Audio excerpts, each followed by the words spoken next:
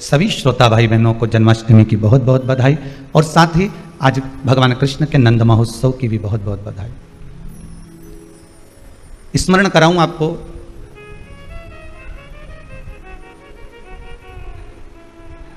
मेरी मैया यशोदा जी की गोद में जब लाला पधारे, भगवान कृष्ण जब आए, तो सबसे पहला दर्शन, सबसे प्रथम दर्शन अगर कोई करने के लिए आए हैं तो वो मेरे 33 कोटि देवताओं में से एक देव, और वो है देवाधिदेव महादेव, जो भगवान का दर्शन करने के लिए पधारे और पूरे ब्रजमंडल में अलख जगाते हुए कि मुझे लाला का दर्शन करना है, मुझे लाला का दीदार करना है, उसका एक झलक पाना है, उसका एक दर्शन करना है मुझे।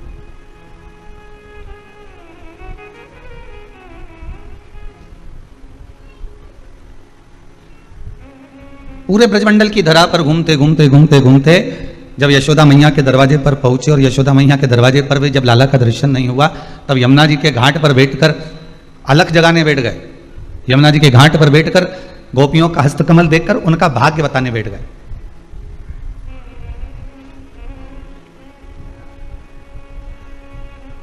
अच्छा, इतने सारे देवता सब छोड़कर केवल देवाधिदेव महादेव ही भगवान का दर्शन करने क्यों पधारे? ब्रह्मा जी को भी आना था, इंद्रदेव को भी आना था, वरुण गरुण सारे देवी देवता जितने भी हैं, सारे देव जितने भी हैं, सबको कम से कम पहुंचना तो था। पर कोई ना जाकर केवल अगर पहुंचे हैं तो भगवान शिव ही पहुंचे, केवल भगवान शंकर। क्यों?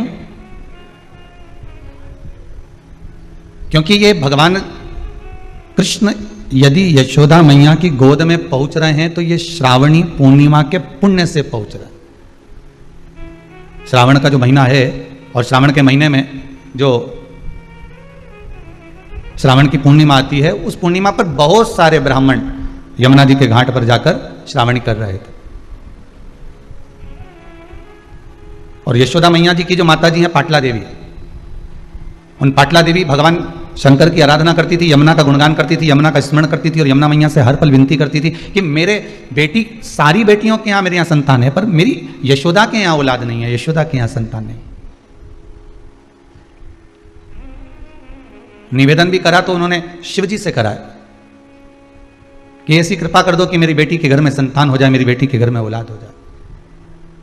और कृपा देखिए, जैसे ही पाटला देवी निकल कर जा रही थी तो एक संत ने आकर कह दिया कि तुम्हारी बेटी से कह दो कि श्रावण की पूर्णिमा के दिन अगर वो ब्राह्मणों का, संतों का भोजन कराएगी तो उसके घर में वंश की वृद्धि अपने आप हो जाएगी। पहले भी कथा में कहा, आज फिर कहते हैं, ब्राह्मण, साधु, संत, सन्यासी, तपस्वी, साधक, उपासक, गौ माता, बहन बेटी, भांजा भांजी, इनको खिलाने से कभी पीछे मत हटो,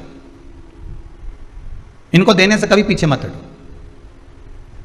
इनको खिलाया गया, इनको दिया गया, कहीं ना कहीं हमारे सामने आकर खड़ा हो जाता, हमारे सम्मुख में आएगा और वो सामने आकर खड़ा हो जाएगा।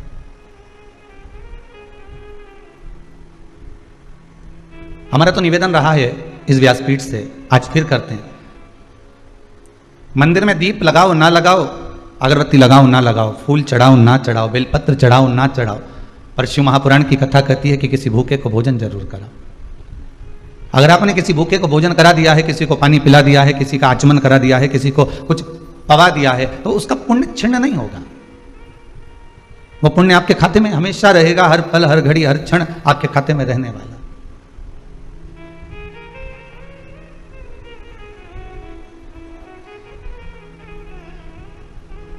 पुण्य की समाप्ति नहीं हो सकती। बस भोजन कराते समय, पानी पिलाते समय, चाय पिलाते समय, जो भी पदार्थ आप दे रहे हो उसको देते समय आपके भीतर अहंकार नहीं आना चाहिए, आपके भीतर अभिमान नहीं आना चाहिए। कई बार हम कोई ऐसा काम कर जाते हैं तो हमारे मुख से हम कह जाते हैं, मैंने अगर कर दिया है तो फिर ये बिल्कुल ठीक होगा ही, यह पक्का है, श्रेष्ठ होगा ही, यह पक्का है। कई बार हमारे मुख से कह जाते हैं, हमने करा है ना, तो वो गलत हो ही नहीं सकता, वो गलत नहीं होगा। पर शिव महापुराण की कथा कहती है कि मानव तो गलती का पुतला है। अगर मनुष्य गलती नहीं करेगा तो क्या भगवान गलती करेगा? हमारे द्वारा हम अगर कोई गलत कार्य अच्छा भी कर रहे हैं, श्रेष्ठ भी कर रहे हैं, बहुत अच्छे से अच्छा करने का प्रयास कर रहे हैं, उसके बाद भी कुछ त्रुटि रह जाती है। संसार में आए हो तो त्रुटि तो रहना ही है, पर उस त्रुटि का बार बार भान क्यों करें हम? उस त्रुटि की जगह उस त्रुटि को सुधारने का प्रयास करें हम। संसार सागर में आकर माना हमने चोरी कर लिया, माना हमने कपट कर लिया, माना हमने झूठ बोल लिया, माना हमने प्रपंच कर लिया, माना हमने कुछ छुपा लिया, माना हमने कोई बेकार कर्म कर दिया, पर उसको सुधारने का भी तो कोई तरीका हो सकता है कि हम भगवत भक्ति में इतने डूब जाएं, हम भगवत नाम में इतने डूब जाएं, हम भगवत स्मरण में इतने डूब जाएं कि जो हमारा पूर्व का किया हुआ कर्म है उसको काट दिया जाए।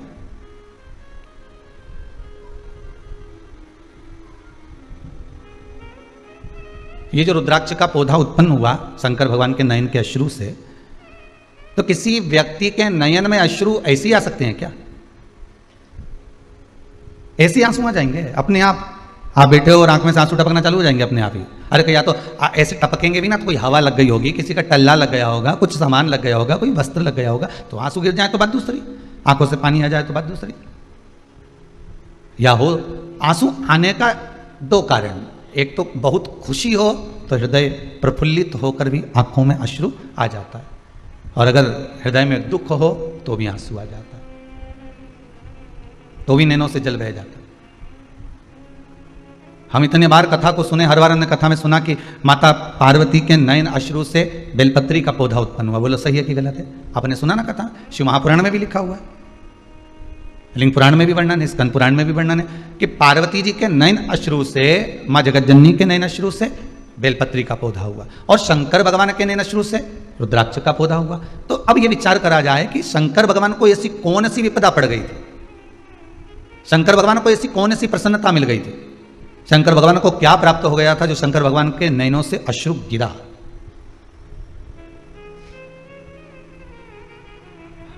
अपनी कथा में से अपना ही एक प्रश्न खड़ा करा। आप भी कभी कभी अपने मन में एक प्रश्न खड़ा कर, आपके मन में आया कि नहीं आया वो हमें नहीं मालूम, कि शंकर भगवान, अपने तो कथा में सुन लिया कि नयन अश्रु गिरा और रुद्राक्ष का पौधा हुआ, पर प्रश्न यह खड़ा होता है कि नयन अश्रु गिरा क्यों?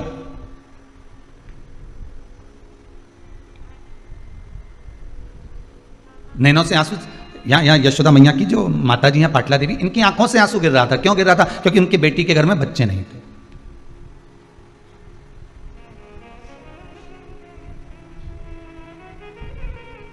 मंदिर में आकर, गुरु के दरवाजे पर जाकर, जिससे बहुत विश्वास जोड़कर बैठे हो, उस परमात्मा के चरणों में जाकर व्यक्ति रोना नहीं चाहता तो भी उसकी आंखों से अश्रु निकल जाते।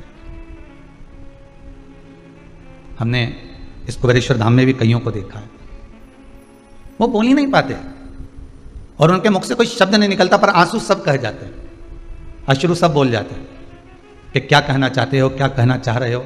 आपके नैनों के अश्रु बोल जाते हैं।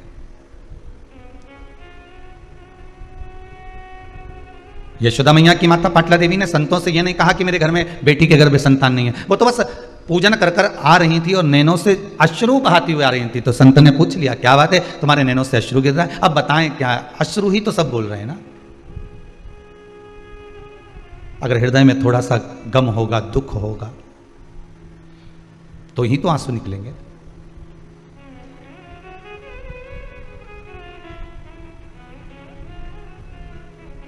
संत बोले,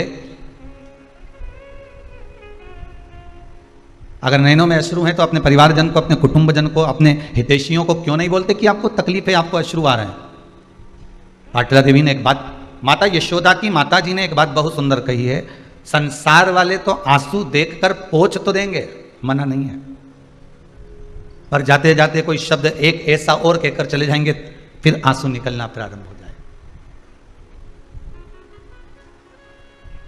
तुम तो नदी के किनारे पर खड़े थे, तुम तो तालाब के किनारे पर खड़े हो, नदी के किनारे पर खड़े हो, आप तो कुआं और बावड़ी के पास में खड़े हो। दूसरा कोई आपको धक्का दे ना दे, दूसरा आपको कहीं पीछे से धकेले ना धकेले, पर यह पक्का है कि कोई अपने को अगर मालूम पड़ गया कि ये कुएं की पाल पर है, ये नदी के घाट पर है, ये सरयू आदि आदि की जितनी भी नदी तालाब सरोवर के घाट पर है, तो ये पक्का है कि कोई अपना आकर धक्का जरूर दे जाए।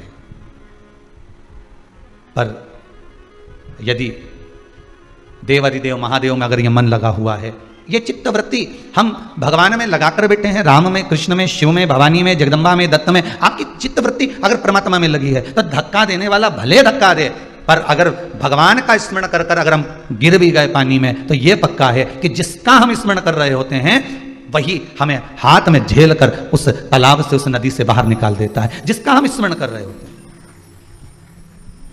जिसकी भक्ति में हम रमे हुए होते हैं।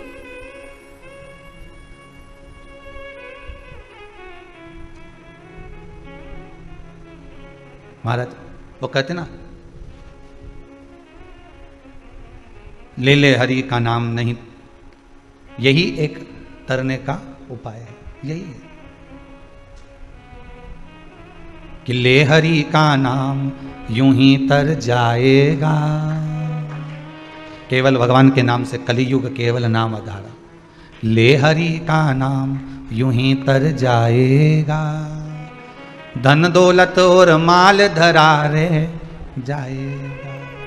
संपूर्ण साधन जितने भी रखे हुए हैं, संपूर्ण व्यवस्थाएं जितनी रखी हुई है, ये सब रह जाने वाली है, पर जो साथ जाने वाला है वो भगवान का नाम, इसके सिवाय कुछ भी नहीं। और हमने करा भी क्या, वस्तु तो बटोरी, नाम छोड़ दिया। सवेरे सवेरे से एक ही काम करते हैं, भैया राम राम। किसी ने पूछा कहां जा रहे हो, काम पर। काम हमने अपने पास रख लिया, राम तुम रख लो, जाओ।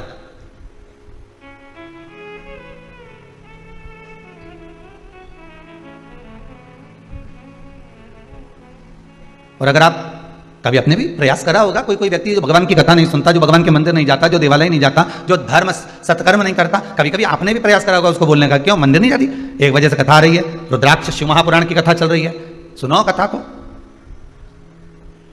मंदिर नहीं गई तू। जिस व्यक्ति को हम कह रहे हैं कि कथा सुनो, जिस व्यक्ति को हम कह रहे हैं मंदिर जाओ, देवालय जाओ, तीर्थ जाओ, दर्शन करो, भजन करो, कीर्तन करो, नाम जाप करो, वो उल्टा आपको ज्ञान देना चालू कर देगा, अरे क्या करो, पूरा लॉकडाउन बैठ के यही तो कर रहा था, अब अभी अभी तो दुकानें खुली हैं तो थोड़ा सा कमा लें, और मालूम पड़े तीसरी लहर और आ गई, वैसे तो बाबा देव अधिदेव महादेव संभालेगा, वो तो सब उसके हाथ में है। फिर अगर कहीं कुछ हो गया तो इसलिए अभी कमाने का मौका मिला है, कमा ले, हम इसको एकाग्रित कर लें, हम कमा लें, मना नहीं है, खूब कमाओ, डट के कमाओ। हम तो देवाधिदेव महादेव से, कुबेरेश्वर महादेव से, भंडारी से यही कहेंगे कि बाबा अगर इनको एक देते हो तो इनको दो दो, खूब दो, कमी मत रखो, पर देने के साथ में इनका मन थोड़ा सा बड़ा करते चले जाना, क्योंकि बिल्डिंग जैसे जैसे बनती चली जाती है, मकान बंगला गाड़ी जैसे जैसे बढ़ते चले जाता है, वैसे वैसे व्यक्ति का दिल मन थोड़ा कंजूसड़ा होते चले जाता है, थोड़ा चित्तवृत्ति थोड़ी कम होती चली जाती है।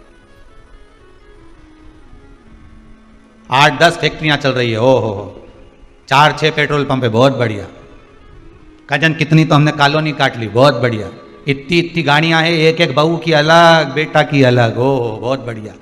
सेठ भी अलग अलग हैं, हीरा का अलग, कुंदन का अलग, इसका अलग, उसका अलग। हमने कहा बहुत जोरदार। अब उनसे पूछा जाए कि आपने इतना सब कुछ करा, अपने जीवन काल में आपने भगवान का भजन कितना करा, आपने शिव महापुराण की कथा कितनी करवाई, अपने जनमानस के लिए, संसार के लोगों के लिए कोई प्याऊ खुलवाया, संसार के लोगों के लिए कोई मंदिर बनवाया, संसार के लोगों के लिए कोई बाग बगीचा बनवाया, संसार के लोगों के लिए कोई बेलपत्री का पौधा लगाया, संसार के लोगों के लिए कोई शमी का पौधा लगाया, संसार के लिए तुमने किया क्या? ये तो करा तुमने अपनी पत्नी के लिए, ये तो किया तुमने अपने बच्चों के लिए, ये तो किया तुमने अपने परिवार के लिए, अपने कुटुंब के लिए, अपने लिए करा, संसार के लिए क्या करा? तथा इन कथाओं की लाइन में एक कथा अपने पहले कहा था, व्यक्ति नहीं बनना हमको, केवल हमको व्यक्तित्ववान बनना। व्यक्ति जब मरता है उसको कोई याद नहीं करता 13 दिन के बाद, और याद करेंगे तो 1 आध महीना करेंगे, 1 आध महीना तो करा मालूम पड़े 5-6 महीना करेंगे, इससे ज्यादा कोई याद करेगा कि तुम्हें? कथा में कहा था पहले भी कि हमें व्यक्ति बनकर नहीं जाना, हमको व्यक्तित्ववान बनकर जाना। व्यक्ति बनकर जाओगे तो घर में केवल एक फोटो टंगा रहेगा और उस पर भी माला प्लास्टिक की चढ़ी रहेगी, 16 श्राद्ध में उतरेगा, कंडा जलाकर उस पर धूप छूटेगी, इससे ज्यादा कुछ नहीं होगा। और व्यक्ति बनकर गए तो फोटो लगा घर के अंदर, व्यक्ति बनकर गए तो धूप भी छोटी घर के अंदर, व्यक्ति बनकर गए तो माला भी चढ़ी घर के अंदर। पर व्यक्तित्ववान बनकर जाओगे तो कहीं फोटो लगाने की जरूरत नहीं है, क्योंकि व्यक्तित्ववान व्यक्ति जब जाता है तो दिल में फोटो फिट कर चले जाता है, सबके हृदय में फोटो फिट कर जाता है कि ये इनके हृदय में उस व्यक्ति का, उस व्यक्तित्ववान व्यक्ति का फोटो लगा हुआ।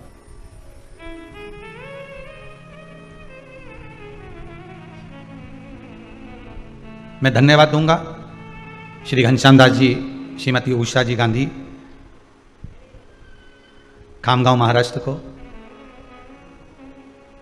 कि धन का सही उपयोग यही है और मन का भी सही उपयोग यही है। और जितने पूर्वजों के आपने नाम लिखे हैं, मैं तो कहूंगा ये उन्हीं का आशीर्वाद है, उन पूर्वजों का ही, जो आप खामगांव से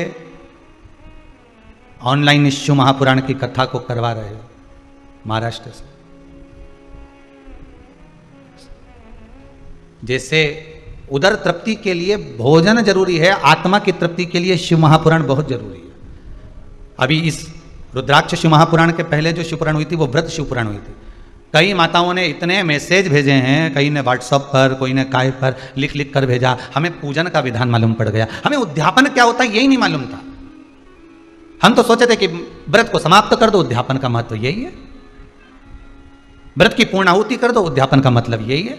हम तो ये सोचते थे कि कोई अनुष्ठान पूरा हुआ तो उद्यापन कर देना, पर मालूम ये पड़ा कि उद्यापन करने के बाद उस वस्तु पर सील, उस व्रत पर, उस उपवास पर सील ठप्पा लग जाता है कि अब ये तुम्हारा हो गया।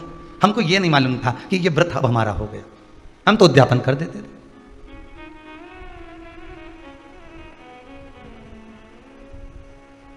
जितने वर्ष की शिवपुराण को उठाना है, एक एक वर्ष की शिवपुराण हमारे यहाँ यूट्यूब पर डली होगी, हमारे चैनल पर डली होगी, उठा उठाकर आप सुनते जाना। प्रत्येक शिव पुराण में आपको कुछ ना कुछ सीखने को मिलेगा, जो हमारी जिंदगी को संवारने के लिए, जो हमारे जीवन को सुधारने के लिए। केवल माला लेकर बैठे रहे, 2 घंटा 4 घंटा तक जपते रहे, इससे परमात्मा की प्राप्ति का साधन नहीं।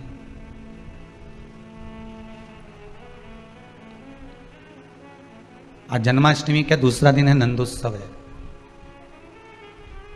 एक बात कहना चाहूंगा आपको, थोड़ा सा भले बुरा लगेगा, पर शायद किसी को अच्छा भी लग सकता है, पर कहने में नहीं चूकूंगा। हमने देखा है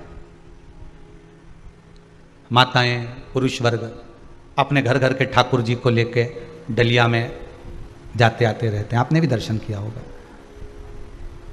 घुमाओ मना नहीं है, ठाकुर आपका है, आप ठाकुर के हो, पर भगवान को, ठाकुर को जैसी रहने की आदत है राजसी ठाट में, उसको अपने घर में रखकर राजसी ठाट दीजिए। डलिया में लेकर यहाँ चले गए, वहाँ चले गए, यहाँ रख दिया, वहाँ रख दिया, तो कहते हैं हमारा पुत्र है, हमारा बेटा है, हम उसको परिवार का अंग समझते हैं, हम परिवार का एक व्यक्ति समझते हैं। हम मना नहीं करेंगे, आप समझो। फिर परिवार के व्यक्ति के लिए जैसे व्यवस्था करते हो वैसा करो। जैसे पति तुम्हारा जब मायके आता है, तुम्हारे मायके में तुम्हारा पति आता है तुमको लेने के लिए, तो बोलो व्यवस्था करती हो कि नहीं करती? मम्मी आज वो आ रहे हैं, खसखस का हलवा बना लेना। मम्मी आज वो आ रहे हैं, उनको दाल बाटी पसंद है, बना लेना। मम्मी आज वो आ रहे हैं, ऐसा काम करना कि सुबह पोहा बना लेना, शाम को आलू बड़ा बना लेना, और सुनो सुबह सुबह का भोजन ऐसा बना लेना। बोलो करवाते हो नहीं करवाते? तुम्हारे ससुराल वाले तुम्हारे मायके में जब आते हैं तो तुम कितनी व्यवस्था करते हो, और ठाकुर जी को लेकर तुम यहां वहां चले जाते हो, घूमते रहते हो, तो वो ठीक नहीं। भगवान को अपने हृदय के साथ में उसको राजसी ठाट दीजिए। वृंदावन में रहे तो ब्रज के राजा बनकर रहे हैं मेरे ठाकुर, और द्वारका में रहे तो द्वारका के राजा बनकर रहे हैं मेरे ठाकुर।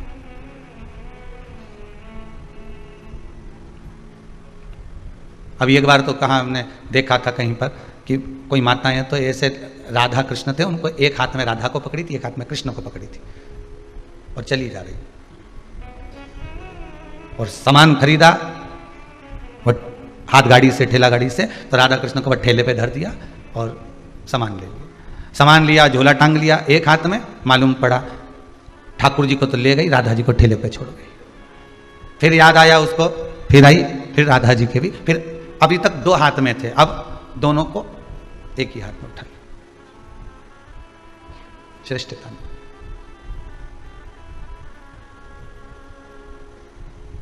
अगर हम ही हमारे ठाकुर को इस तरह से रखेंगे तो जनमानस क्या सोचेगा? आपकी भक्ति है। इस व्यासपीठ से आपकी भक्ति को मैं नमन करता हूं। आपकी भक्ति है, आप भगवान से स्नेह करते हो, मैं आपको प्रणाम करता हूं कि आपके बराबर दुनिया में कोई नहीं प्रेम करता होगा, स्नेह करता होगा ठाकुर से। पर निवेदन है, उस लाडले को लाड लड़ा कर रखिए, हृदय से लगा कर।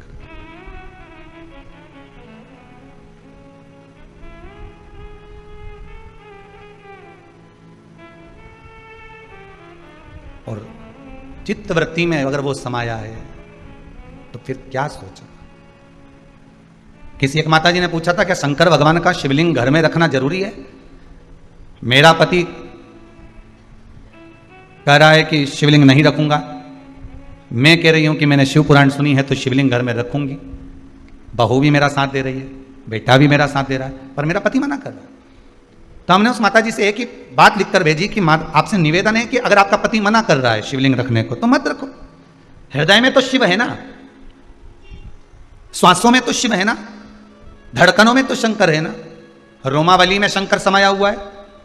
3.5 करोड़ रोम छिद्र जो ये मनुष्य के शरीर में है, हर एक रोम के अंदर शंकर ही तो है, शिव ही तो है।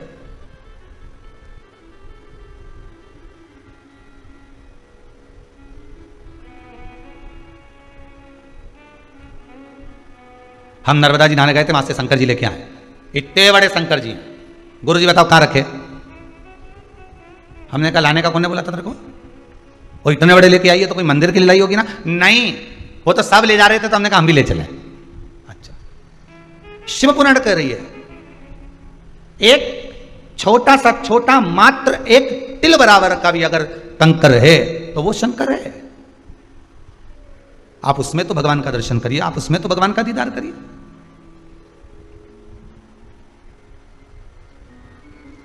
ये जरूरी थोड़ी ना कि हम भगवान को लेकर घूमेंगे तो ही भगवान हमारा होगा।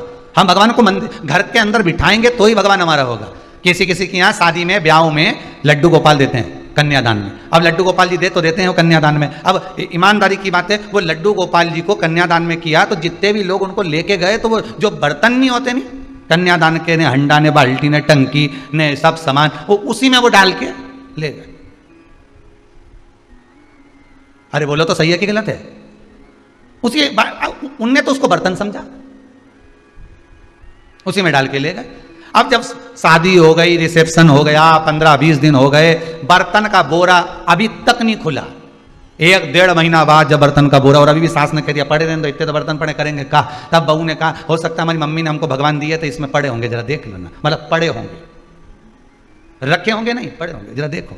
फिर बर्तन निकाले, उसमें से भगवान निकले। फिर विचार करा, अब हमारे यहाँ तो पहले से बड़ी बहू का भी रखा है, हमारी अम्मा का हाथ का रखा है, 2 तो पहले से रखे थे, अब ये छोटी बहू के भी आ गए। अब इनके कहाँ रखेंगे तीसरी जगह में, बताओ जरा। तो पहले बेटी के माता पिता को पूछना था कि आपके घर में जो ठाकुर जी बैठे हैं, हम उनका कोई श्रृंगार बनवा दें, हम उनके चांदी का कोई आभूषण बनवा दें, हम कोई स्वर्ण का आभूषण बनवा दें, या आपके ठाकुर जी को हम छोटी सी चांदी की गाय दान दे देते हैं, आपके ठाकुर जी को हम बंसी बनवा देते हैं, आपके ठाकुर जी को हम पैजनियां बनवा देते हैं, आपके ठाकुर जी को हम कर्णफूल बनवा देते हैं, आपके ठाकुर जी को हम कुछ ऐसा देना चाहते हैं, हमें बता दो। क्योंकि हम अलग से ठाकुर जी देंगे तो मां रखने की जगह तो वैसे ही नहीं होगी, सेवा करे ना करे ठाकुर जी इधर उधर, तो हम आपके ही ठाकुर जी को कोई ऐसा स्नेह तुल्य चीज प्रदान कर।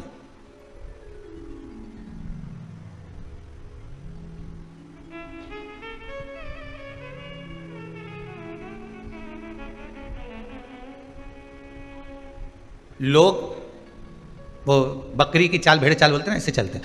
पहले क्या होता था, जब बुलावा होता था, किसी के यहाँ शादी हो, मंडप हो, ब्याह हो, तो उसमें जो गिफ्ट आइटम बंटते थे ना, तो एक जैसा इन्होंने पानदान बांटा, तो पानदान ही चलेगा। एक जगह की शादी में गए वहाँ पे भी पानदान मिल गया, दूसरे की शादी में गए वहाँ भी पानदान मिल गया, तीसरे की शादी में गए वहाँ भी पानदान मिल गया, चौथे के यहाँ गए वहाँ भी पानदान मिल गया। इतना पानदान घर में इकट्ठा हो गया। और अभी तक पेटी में पड़ा है, कई कई का तो काला पड़ गया। अब निकालूंगी दिवाली पे जब ये बेकार हो जाएगा। अब वही इतना चल रहा कि वो निकालने का फुर्सत ही नहीं मिल रहा। फिर चलो तो एयर टाइट डब्बा जिसमें एयर नहीं भरा, अब वो डब्बा एक के यहाँ गए उसने भी दिया, दूसरे के यहाँ गए उसने भी दिया, तीसरे के यहाँ गए उसने भी दिया, फिर चौथे नंबर पर फिर पानी की वो बॉटल जिसमें चाय गर्म रहे, तो एक के यहाँ गए तो उसने भी बोला हुआ मेरी इतनी बॉटल इकट्ठी कर ली, वह पेटी के अंदर पड़ी 4-6। अब ये सोच रहे कि मैं पैक कर करके किसी को दे दो, नहीं भाई।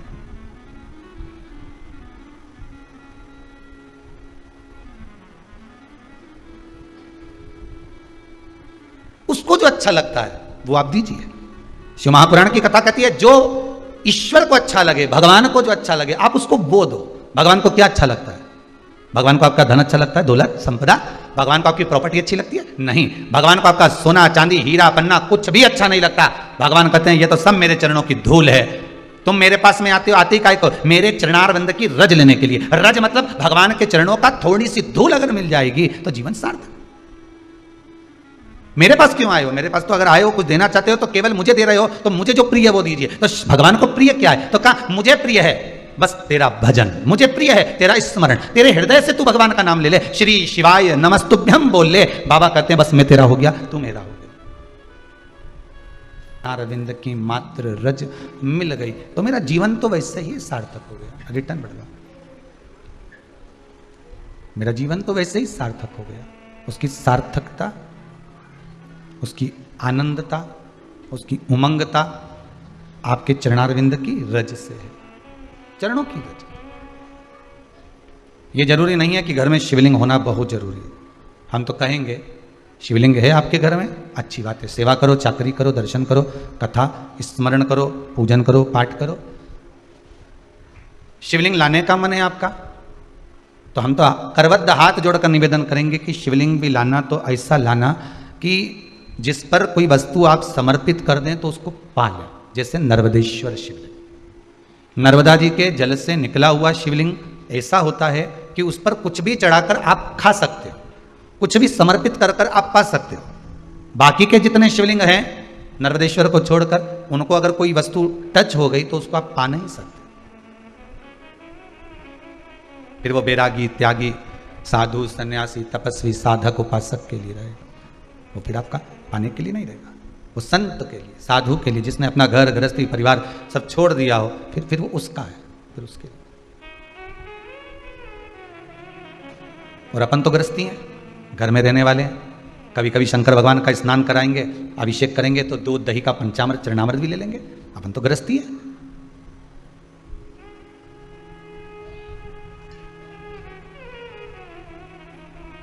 गृहस्थाश्रम में रह रहे हैं तो भगवान का चढ़ा प्रसाद हम पा सकते। पर नर्मदेश्वर शिवलिंग, इसलिए भगवान भूत अधिपति भूतेश्वर भगवान शंकर को जो भोग लगाया जाता है, सामने थाली रख दी जाती है सम्मुख में बाबा के सामने। स्पर्श नहीं हुआ है उसका, दूर रखिए, उसको आप पा सकते हो। यदि स्पर्श हो गया तो फिर किसी साधु को, किसी सन्यासी को, किसी तपस्वी, किसी साधक, किसी उपासक को दिया जाए, जिसने अपना घर परिवार सब छोड़ दिया। रुद्राक्ष शिव महापुराण की कथा चल रही है। भगवान के आंख से आंसू क्यों गिरा, बात वहां पहुंचना।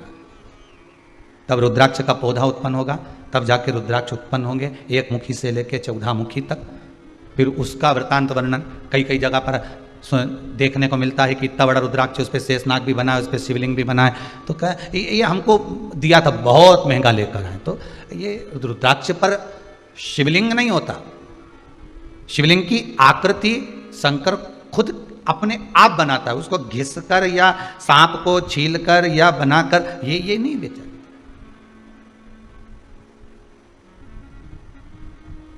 किसी ने पूछा एक बार कि गुरुदेव ये जो रुद्राक्ष होता है जिसको अपन पहनते हैं, धारण करते हैं, जिस रुद्राक्ष को अपन पहनते हैं, इसको सिद्ध करने का तरीका क्या है?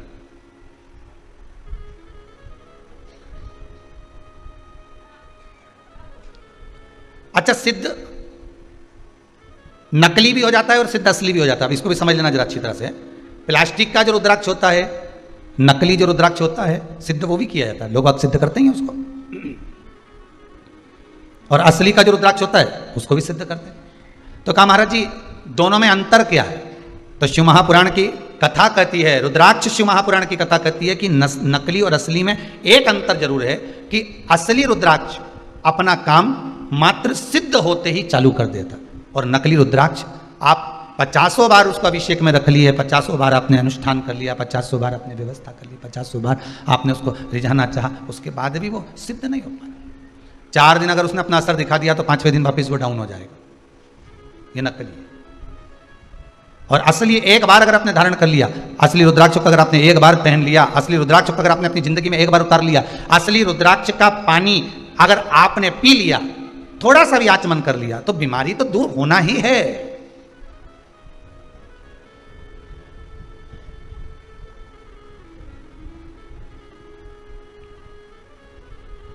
नकली और असली में अंतर यही है।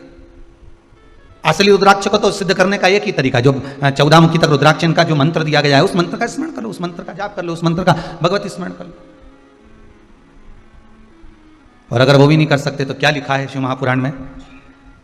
जिस रुद्राक्ष को आप सिद्ध कर रहे हो, रुद्राक्ष आपके घर में जो रखा हुआ है, इसको सिद्ध करने का एक तरीका और वर्णन किया। 108 बेलपत्र, बेलपत्र की बीच वाली पत्ती, उस पत्ती पर भगवान शंकर का ओमकार, ओम संबोधन चंदन से लिखा, उसको रखते जाइए। 5 बेलपत्र नीचे रख दिए, उसके ऊपर रुद्राक्ष रख दिया। उसके बाद में बाकी की जो 108 बेलपत्र है आप जो गिनती की चढ़ा रहे हैं, वो उसके ऊपर केवल ओम नमः शिवाय बोलकर भी समर्पित करेंगे। 5 दिन तक ऐसे कैसे ही रखे रहने दो उसको।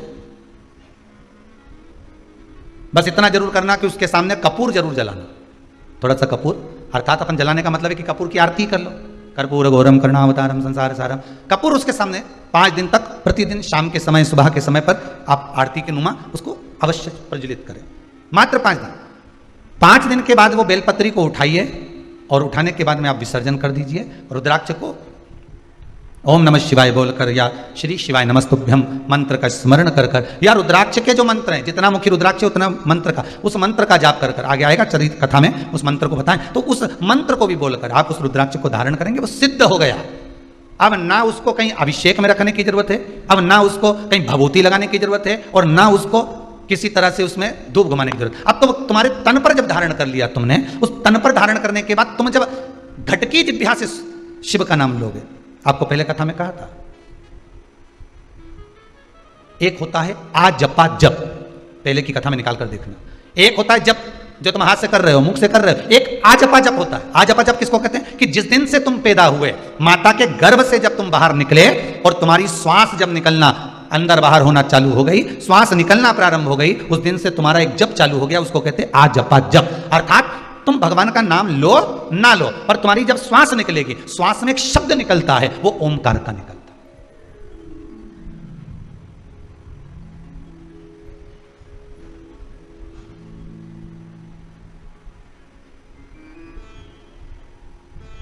अब एक बार कथा में कह दिया कि ये श्वास निकली है तो इसमें शब्द भगवान का निकला है, तो कहे रात को जो सोते हैं और घुर्राटा भरते हैं उनका क्या होगा? है? रात को सोए और घुर्राटा भर रहा है, तो वो भी तो श्वास निकल रही है। तो हमारा निवेदन है, कभी कभी शंकर भगवान रुद्र रूप भी ले लेते हैं, ये तो रूप पर आधारित है। कभी कभी शिव रुद्र रूप में। महाराज आज जप में यही होता है। आजपा जप में आपको मंत्र नहीं बोलना पड़ते, आजपा जप में आपको नाम नहीं लेना पड़ता। आजपा जप तो जिस दिन से हम पैदा हुए, जिस दिन से हम भगवान की भक्ति में डूबे हुए, जिस दिन से हम पैदा हुए हैं, उस दिन से जो श्वास चल रही है वो आजपा जप ही है। वो आजपा जप।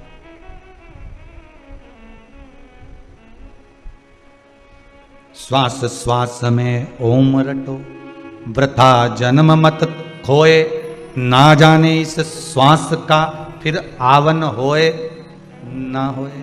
इसलिए जप लो।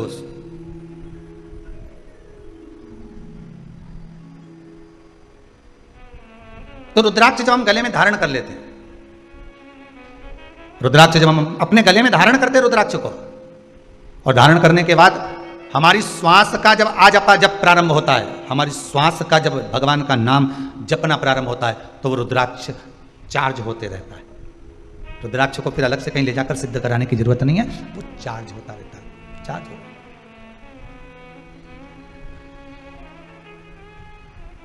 फिर उसको सिद्ध कराने की कहीं जरूरत नहीं पड़ेगी, फिर वो चार्ज हो रहा है अपने आप, अपने आप चल रहा है। घी की कटोरी में रख दिया, उससे भी सिद्ध होता है रुद्राक्ष। घी के पात्र में रखने के बाद भी रुद्राक्ष की सिद्धता आ जाती है, पहले भी कथा में कहा। पर कथा चल रही है कि यहां यशोदा मैया जो आंख से आंसू बहाई हैं, तो संत ने आकर कह दिया कि तुम मत रो, तुम्हारे नैनों में जो जल भरा हुआ है रुकिए। शिव है, आप श्रावणी की पूर्णिमा के दिन, श्रावण की पूर्णिमा के दिन जब संत आए तो आप उनको भोजन करा दो, उसका फल मिल जाएगा। और यशोदा जी के यहाँ लिख कर भेज दिया पाटला देवी ने, और यशोदा जी ने फिर भोजन करने बुलाया। संत ब्राह्मण जब भोजन करने के लिए बैठे, और बैठने के बाद जब यशोदा जी खीर देने के लिए आई, सिर पे इतना घूंघट डला हुआ था, इतना घूंघट यशोदा मैया डाली हुई थी, हाथ में बड़े बड़ा चुड़ला पहनी हुई थी, पाँव पैजनिया कमर करदनी माता यशोदा पहनी हुई थी, सिर पर सुंदर माँ यशोदा बौर पहनी हुई थी, मुख दिख नहीं रहा था माता यशोदा, क्योंकि घूंघट इतना था। पहले की माताएं करती थी इतना घूंघट, पहले चलता था इतना घूंघट, अब तो धीरे धीरे धीरे धीरे धीरे यहाँ से यहाँ गया, यहाँ से यहाँ गया, यहाँ से यहाँ गया, बच्चा कुचा था यहाँ गया। अब तो बहुएं 2 बार इतना घूंघट करती है, एक बार शादी होकर आती है तब, क्योंकि मुंह दिखाई होती है तो सोने की रकम मिलती है, और दूसरी बार बहुएं घूंघट करती है घर में जब बुढ़ा बुढ़ी मरे तब। घर में कोई बुजुर्ग जब शांत होता है, रिटर्न नहीं आ रहा है, घर में जब बुजुर्ग कोई शांत होता है तब इतना घूंघट लिया जाता, तब इतना घूंघट ले लेते। क्यों? कारण क्या है? क्योंकि आंख में से एक भी आंसू तो गिरना नहीं है, बस घूंघट रखकर नई नई डिजाइन में चिल्लाना है, डीले कम करो, नई डिजाइन में चिल्लाना। अब लोगों को भी लगे इतना घूंघट करके रो रही, कितने अच्छे संस्कार हैं इसके, परंतु मेरा कहना है, ये कहने वाले तो कहते थे, पर जब अम्मा जिंदा थी और तब आके देखती तो घूंघट यहां मिलता, यहां।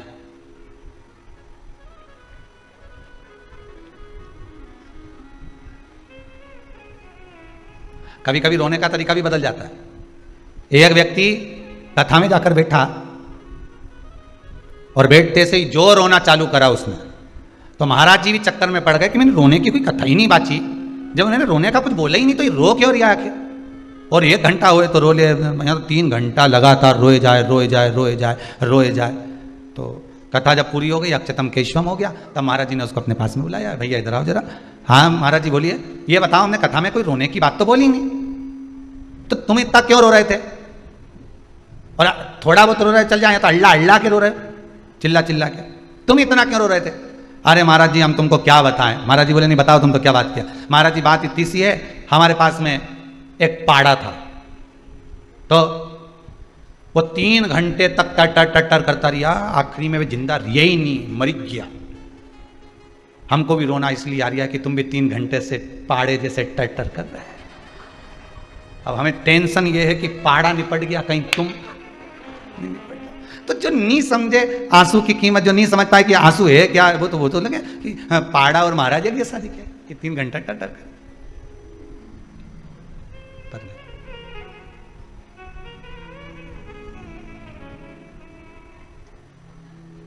अश्रु की कीमत बड़ी है, आंसुओं की कीमत बहुत है।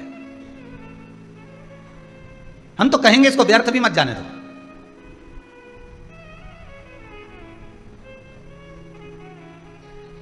रो तो उस परमात्मा के लिए रो, संसार के मनुष्य के लिए रोना उत्तम नहीं है। रो तो उसके लिए रो जो दुनिया के लिए कुछ कर कर गया, जो स्वयं खा खा के जोड़ जोड़ के खुद का ही मर गया, उसके लिए क्या रोना। ना राम नाम लीनो तूने भरी जवान, चुल्लू भर पानी में डूब के मर जा। अब इतने बड़े शरीर को तो कुआं भर के पानी चाहिए जब मरे, या कहीं की नदी भरी हो तब मरे। इतना भी पानी नदी में हो तो भी नहीं मरे, इतना बड़ा मनुष्य कहीं मरे। तो इनने तो कह दिया कि तू डूब के मर जा रे चुल्लू भर पानी में। तो बहुत घंटों तक विचार करा, तब समझ में आया कि चुल्लू भर पानी में डूब के मरने का इसलिए बोला कि जो भगवान का भजन नहीं करता, जो कभी कथा सत्संग नहीं सुनता, जो कभी भगवान की भक्ति में नहीं रमता, अपने लिए जी जी के मर जाता है, वो अगला जन्म कीड़े का पाता है और कीड़ा चुल्लू भर पानी में डूब के मर सकता। इसलिए कहा कि तू डूब के मर जा रे। अरे बोलो तो, जितने लोग आस्था पर कथा सुन रहे बोलो जरा, तो डूब के मर जा रे चुल्लू भर। अब इतना सा पानी में कीड़ा मर सकता, जो भगवान की भक्ति से दूर है वो कीड़े के तुल्य है। जो भगवान के भजन से दूर है वो कीड़े के तुल्य है, कीड़े के तुल्य।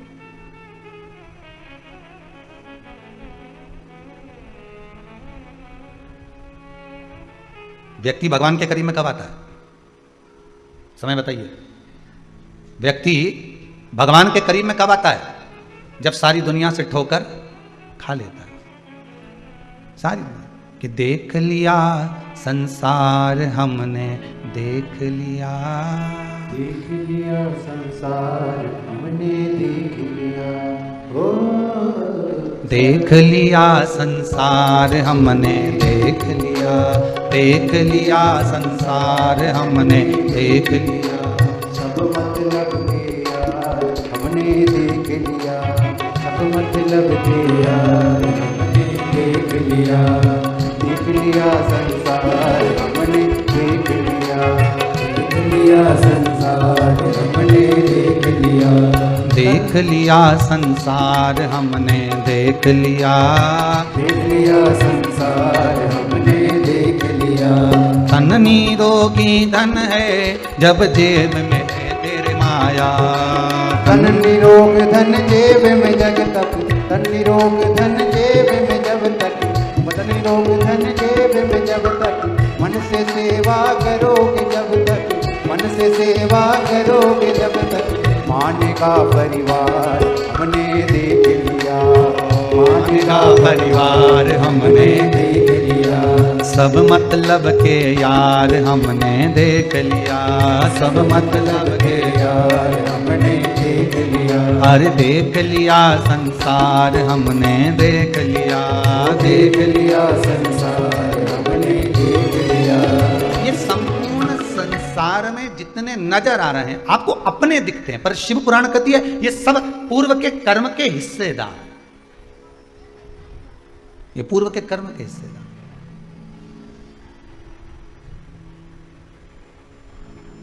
और जब ये कुछ ले रहे हैं तो अपना ही तो लेकर जा रहे हैं, स्वयं का।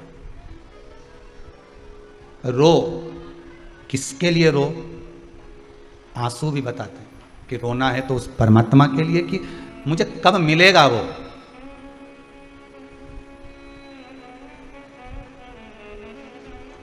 कब मिलेगा?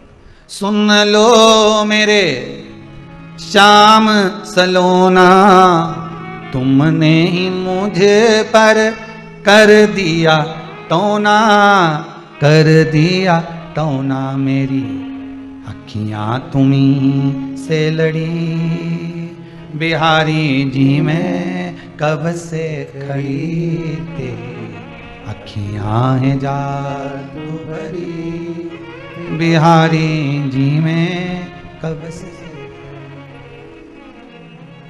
बस रुदन हो तो उस परमात्मा से एक बार मिलने का, एक बार उससे मिलन हो जाए बस। कई लोग, अभी तो लॉकडाउन चल रहा है, तो लॉकडाउन के चलते कुबेरेश्वर धाम पर अभी किसी को आने का तो वर्णन नहीं करते, पर कई लोग आ भी जाते हैं।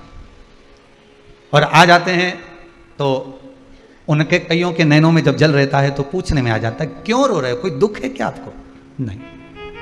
शरीर में कोई कष्ट है क्या आपको? नहीं। फिर क्या हुआ जो नैनों से जल बहा रहे हो? बस 2 साल से कथा सुन रहे थे, कब से मन में लगी थी कि जाना है, बस इस भूमि पर पांव पड़ गया तो नैनों में अश्रु भर गए। ये खुशी के हैं, उससे मिलन की आस थी और वो परमात्मा मिला। और हम तो कहेंगे बाबा विश्वनाथ से प्रार्थना करेंगे, जैसे कुबेरेश्वर धाम में आने वालों को आप मिल जाते हो और वो खुश हो जाते हैं, ऐसा ही एक बार कभी स्वयं उनके घर पहुंचकर भी मिल जाओ कि मैं आया हूं तेरे दरवाजे पर, मैं तेरी चौखट पर।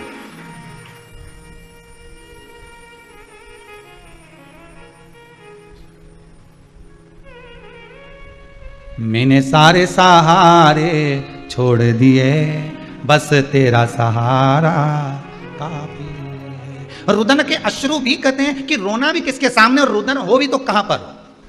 हर किसी के सामने रोना भी मत ही, लोग तो फायदा उठाएंगे। ओ सोचेंगे कमजोर है,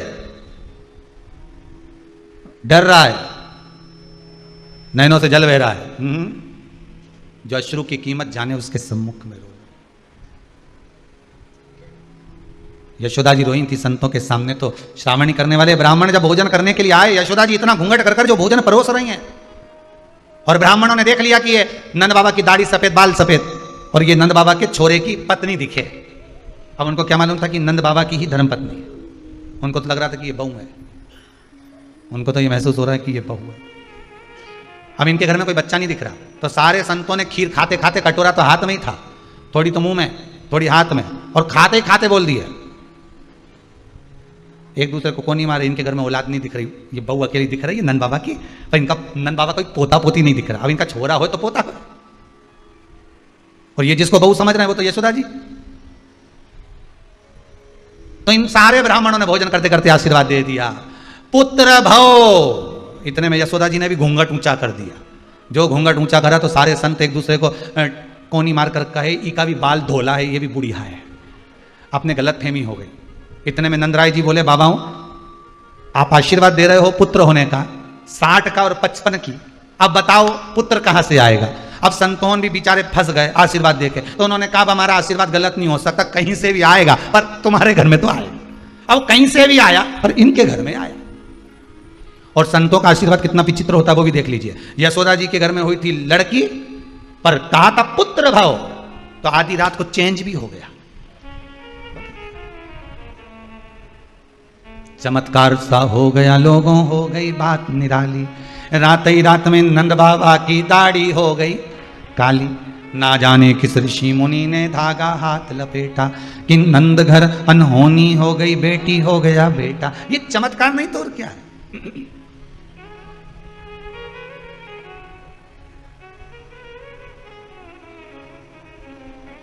ये आनंद नहीं तो और क्या। पाटला देवी के अश्रु की कीमत संत ने जान ली। संत, साधु, सन्यासी, तपस्वी, साधक, उपासक, गुरुजन, कोई सतगुरु ऐसा मिल जाए जो आपके अश्रुओं की कीमत जान जाए। और वो सतगुरु कोई दूसरा नहीं होता, वो सतगुरु केवल एक ही है, शिव गुरु।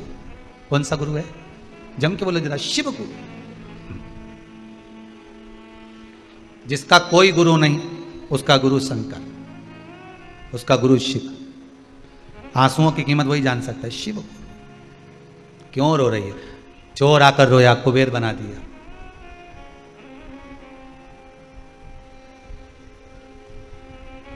घोषमा की आंख में आंसू था, बेटा जीवित कर कर पहुंचा दिया। अश्रु देखिए। ब्राह्मण रोए दूषण नाम के राक्षस के लिए, महाकाल प्रकट हो गए। चंद्रदेव रोए अपनी काया के लिए, भगवान शिव प्रकट हो गए।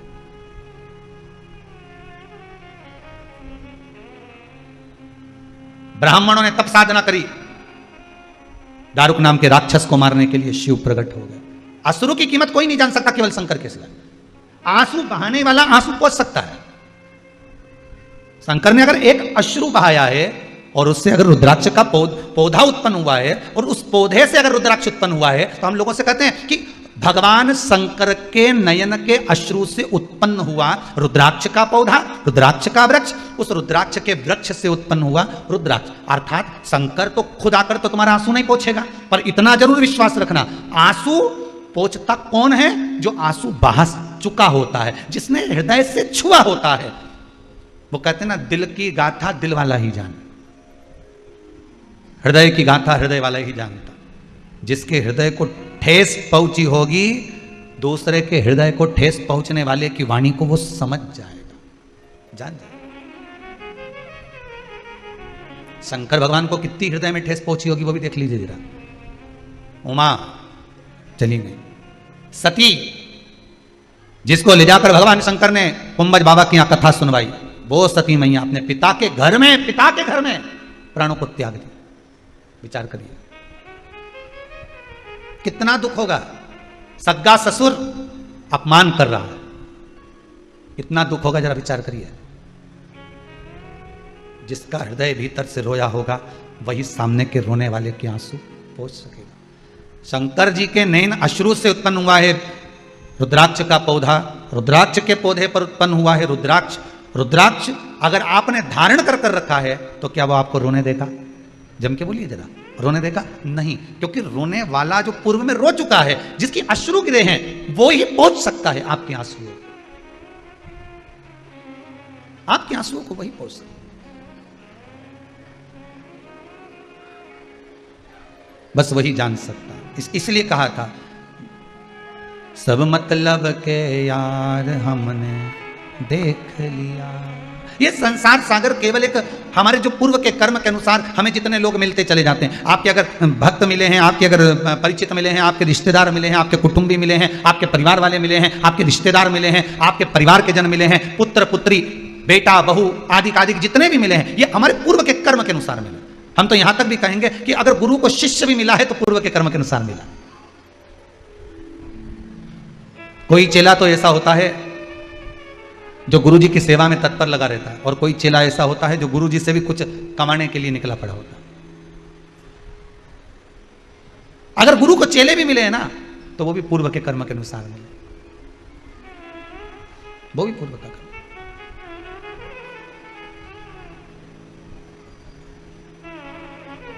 रुद्राक्ष बहुत छोटा है, एक बड़ा मन का भी होता है, इतना बड़ा। और शिव पुराण कहती है मन का तो इतना बड़ा भी होता है, उससे भी छोटा, उससे भी छोटा, उससे भी छोटा, उससे भी छोटा। जितना रुद्राक्ष छोटा होता है उतना ज्यादा फल देता है। क्यों? क्योंकि छोटे रुद्राक्ष को सेवा की जरूरत नहीं पड़ती। बहुत ध्यान देना। अब अपनी भाषा से समझ लो उसको, अपने हृदय से समझो। छोटा बच्चा है, बहुत छोटा, उसको कुछ भी पहना दो। लड़के को भले तुमने लड़की का कपड़ा पहना दिया, कुछ बोलेगा नहीं? रोता रोता बोलता हो कि नहीं मैं तो नहीं पहनूंगा, इतना सा बच्चा बोले नहीं पहन, बोलेगा नहीं। थोड़ी देर आपने उसको दूध पिला दिया, कुछ खिला दिया, पटक दिया पलने के अंदर, पड़ा हुआ है, खेल रहा है, फिर उसको भूख लगेगी तभी रोएगा। जितना छोटा होता है, छोटे बच्चे को इतनी सेवा की जरूरत नहीं पड़ती। जब वो बड़ा होते चले जाता है और मां कहे ले ये चड्डा पहन, नहीं पहनूंगा, मेरे को जींस चाहिए। पहन रहा है कि नहीं पहन रहा? नहीं पहन, फिर मैं तेरे को लेके नहीं जाऊंगी नाना के घर, मत जाना, मैं तो नहीं पहन। ले ये पहन ले, नहीं मैं। फिर बच्चा खुद अलमारी खोल लेता है, कपड़े निकाल लेता है, खुद पहनना चाहता है, फिर वो पहनता भी खुद के पसंद के। अब मम्मी भोजन करा रही, पहले तो दूध पिला देती थी, पड़ा रहता था, उसकी चॉइस भी नहीं थी, पूछती भी नहीं थी कि तू खाएगा कि पिएगा, बस दूध पिला दिया, पटक दिया। आज के जमाने में ले मैंने रोटी बनाई है, मूंग की दाल बनाई है, गिलके की सब्जी बनाई है, नहीं खाऊंगा। क्यों? मीन चाउमीन क्यों नहीं बनाई? अब मैं नहीं खाऊंगा, वो बगरा हुआ बना, बगरा हुआ बोलते हैं, बगरा बोलते हैं, हाँ जो भी बोलते हैं बगर मगर क्या बोलते हैं, ये क्यों नहीं बनाया, फिर ये क्यों नहीं बनाया, फिर ये पिज्जा क्यों नहीं बनाया, तो ये वस्तु क्यों नहीं बनाई, वो वस्तु क्यों नहीं। अब उसकी चॉइस चालू हो गई। कितना समय है उसका केवल चुनने में निकल जा रहा है, केवल चुनने, कितना समय निकल। और बड़ा हुआ, फिर कॉलेज चुना, कौन से कॉलेज में पढ़ना, और बड़ा हुआ, फिर नौकरी चुनी, और बड़ा हुआ, फिर कन्या चुनी। उसके बाद कुछ चुनने के लायक नहीं बचा, चुनौतियां सामने खड़ी हो गई, फिर कुछ नहीं चुन रहा है वो। पर पूरी जिंदगी में उसने बचपन में से लेकर जवानी तक, जवानी से लेकर ब्याह तक, ब्याह से अधेड़ी तक, अधेड़ी तक भी वो चुनता रहा। पर उसने चुनने में एक चीज नहीं चुनी कि मुझे देव अधिदेव महादेव को चुनना है। अगर वो मिल गया तो ये सारी चुनौतियां अपने आप हट जाएगी। बस शिव तत्व मुझे मिल जाए, एक बार शंकर मेरा हो जाए, एक बार ओघड़ी मेरा हो जाए।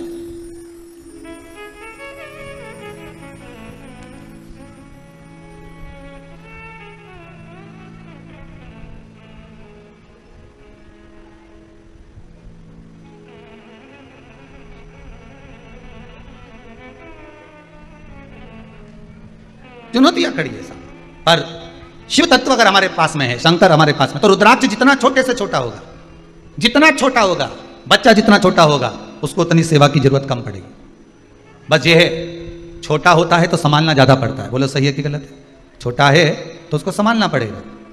उसी तरह रुद्राक्ष जितना छोटा होता है उसमें जब धागा पिरो, सोने का तार डालो, चांदी का तार डालो, तो वो उसको संभालना ज़्यादा पड़ता है। बड़ा रुद्राक्ष होगा तो अब धागा इतना मोटा मोटा लोग गोप, काली गोप, लाल गोप उसमें डाल देते हैं, तो वो बड़ा है तो सहनो, पर छोटा है अगर वो तो उसको संभालना पड़ेगा। जितना छोटा रुद्राक्ष होता है उतना फल देता है, सेवा नहीं चाहिए उसको। उसको सेवा की बहुत कम जरूरत पड़ती है। शिव पुराण कहती है जितना बड़ा रुद्राक्ष होता है, जितना बड़ा रुद्राक्ष होता है,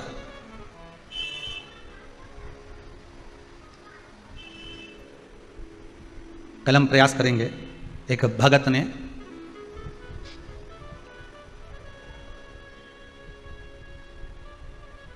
बेंगलोर से रुद्राक्ष भेजा है, कल अगर प्रयास रहेगा, बहुत बड़ा बनाकर भेजा। शायद इतना बड़ा रुद्राक्ष का दर्शन आप करें कि ना करें पता नहीं, पर प्रयास करेंगे आस्था चैनल के माध्यम से उस रुद्राक्ष का हम आपको दर्शन कराएंगे। एक बड़ा सा रुद्राक्ष उसने पेंडल बनाकर भेजा है भक्त ने कि गुरुदेव धारण करें। कल दर्शन कराएंगे, प्रयास करेंगे। बहुत बड़ा रुद्राक्ष। अब उस रुद्राक्ष अगर बड़ा है तो उसको इतनी सेवा का जरूरत नहीं है, पर जो छोटे से छोटा है, बड़े को तो सेवा चाहिए, पर जितना छोटा होगा, जितना छोटा उतना सुख देगा। कितना सुंदर लिखा है, छोटे रुद्राक्ष की माला, छोटा जो रुद्राक्ष होता है उसकी माला, कैंसर का जो मरीज होता है अगर वो फर्स्ट स्टेज का कैंसर भी है, छोटे रुद्राक्ष अगर अच्छे हैं, 3 मुखी से लेकर 5 मुखी, 7 मुखी, 9 मुखी, 11 मुखी छोटा रुद्राक्ष मिल जाए, उसकी माला अगर पानी में डाल दी जाए और उस पानी को वो मन का ही डाल दो, उसी का पानी थोड़ा थोड़ा कैंसर के मरीज को सुबह दोपहर शाम श्री शिवाय नमस्तुभ्यम का जाप कर कर, पंचाक्षर ओम नमः शिवाय का जाप कर कर, शंकर शिव का नाम लेकर, महाकाल बाबा का नाम लेकर, विश्वेश्वर विश्वनाथ का नाम लेकर, केदारेश्वर का नाम लेकर, 12 ज्योतिर्लिंग का स्मरण कर कर अगर वो आचमन करना प्रारंभ कर दे तो कैंसर रोग में भी आराम मिलना प्रारंभ हो जाता है। केवल आचमन ही नहीं करना है, अगर स्त्री है तो अपने उल्टे हाथ पर भी उस मनके की माला को लपेट सकती है। पुरुष है अपने राइट हैंड में उस माला को, अगर कैंसर से पीड़ित व्यक्ति है, रोग से बहुत पीड़ित व्यक्ति, उसको बल मिलता है, उसको पावर मिलता है, उसको एक एनर्जी, उसको एक तेज मिलता है रोग से लड़ने का। रोग से लड़ने। अब कईयों के मन में आता, गुरुजी क्या स्त्री नारी रुद्राक्ष पहन सकती है? क्यों नहीं पहनेगी? मेरी आद्य शक्ति जगदम्बा, मां गौरा, मां सती, मां उमा, मां कुष्मांडा, चंद्र घंटा स्कंदा, जितनी माताओं का दर्शन करोगे उनके गले में एक रुद्राक्ष की माला जरूर मिलेगी। अगर गले में नहीं मिली, हस्त कमल पर मिलेगी। हस्त कमल पर नहीं मिली तो कहीं ना कहीं उनके पास में उस रुद्राक्ष की महत्वता है।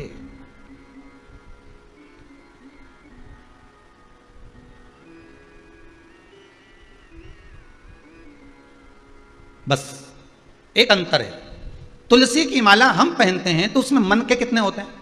जम के बोलिए जरा। 108। रुद्राक्ष की माला हम पहनते हैं, उसमें समता के मन के नहीं होना चाहिए,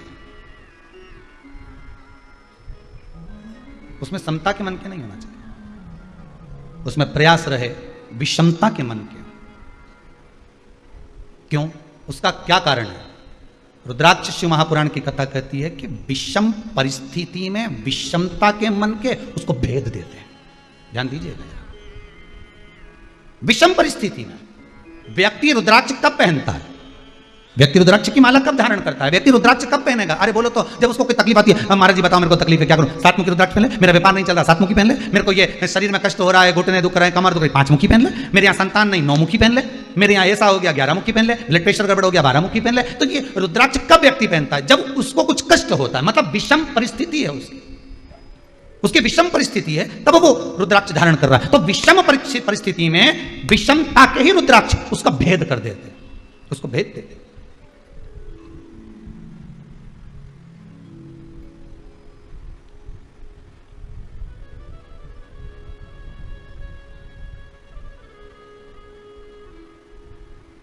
बस समता और विषमता में एक अंतर और देख लीजिए। चक्रव्यूह किसको घेरा था? जम के बोलो। अभिमन्यु। कौन गया था अंदर? प्राण छूट रहे हैं। भीष्म पितामह की आंख से आंसू बह रहे हैं। इशारे में पूछ लिया, तुझे ये चक्रव्यूह में घुसना किसने बताया था? कहा, जब मेरी माता के गर्भ में कष्ट हो रहा था, मेरी माता के उदर में कष्ट हो रहा था, ना मेरी माता को नींद आ रही थी, ना मुझे आ रही थी। मेरे पिता चक्रव्यूह की रचना बता रहे थे। मतलब कष्ट में, विषमता में वो सीख गया था कि मुझे अंदर जाना है। पर बाद में समता का जब समय आया, मेरी माता को नींद आई। समता के समय तो विषमता में प्रवेश करना तो सीख गया, पर निकलना नहीं सीख पाया। अगर थोड़ी विषमता और रहती तो भेद कर कर बाहर आ जाता मैं।